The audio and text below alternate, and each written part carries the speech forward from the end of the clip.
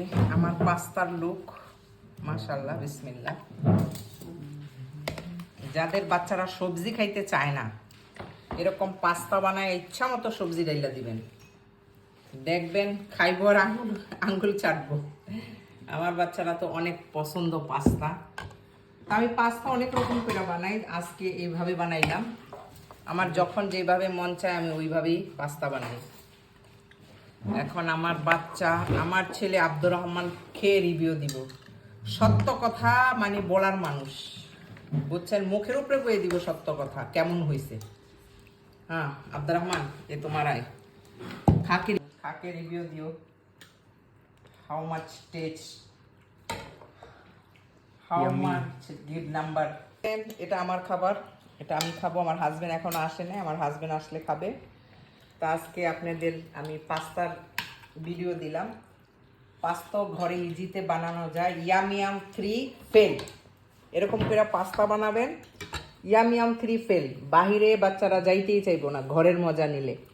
তো সবাই ভালো থাকবেন, আল্লাহ হাফেজ। আমাদের জন্য দোয়া করবেন, আমিও সবার জন্য দোয়া করি।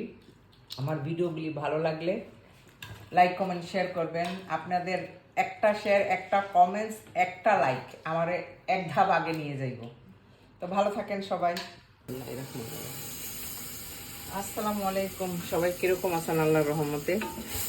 আজকে আমার রাতের খাবারে আমি বানাবো পাস্তা।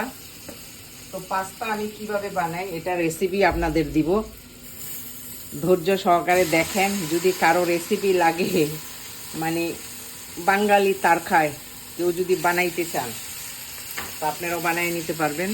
আমি পাস্তা বয়েল করার জন্য পানি দিয়ে দিচ্ছি, একটু তেল দিয়ে দিলাম, এখন একটু লবণ দিয়ে দিব, বাস।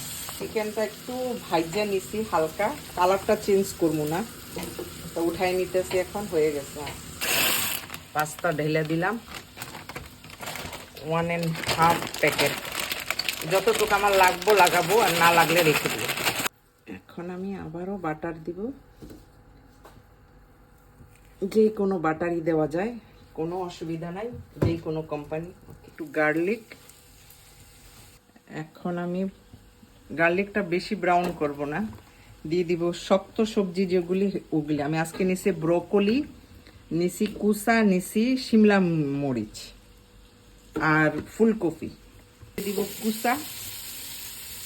আমরা যখন ইয়াম 3-র এই পাস্তা খাইতাম তখন এই কুচাটা মানে এত ভালো লাগতো, তখন থেকে কুচার ফ্লেভার ভালো লাগে।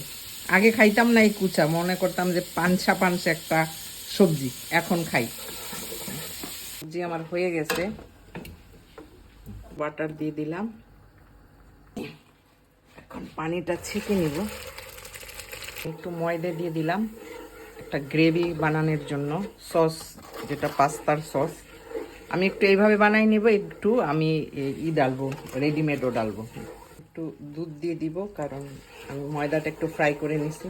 এখন একটু চিজ দিয়ে দিলাম, আমি চিকেন দিয়ে দিলাম, এখন একটু কুকিং ক্রিম দিয়ে দিলাম, আর একটু দিব, আমি দিলাম অরিগানো আন্দাজ মতো,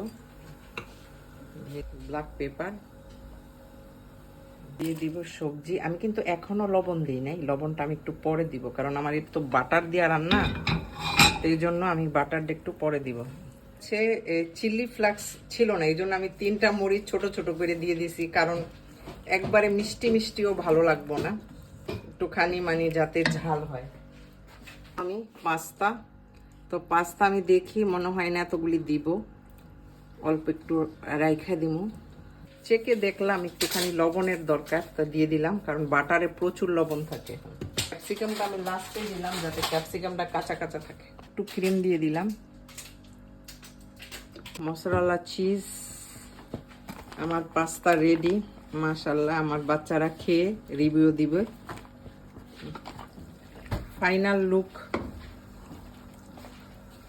পাস্তা কিন্তু গরম গরম খাইলেই ভালো, না তো পাস্তাটা জমা যায়। এখনই আমি সার্ভ করব, আমার বাচ্চাদেরকে খেতে দিব। এই যে লুক, আলহামদুলিল্লাহ পাস্তা একদম ডান। এখন ঘরে নিয়ে যাব আর খাবো।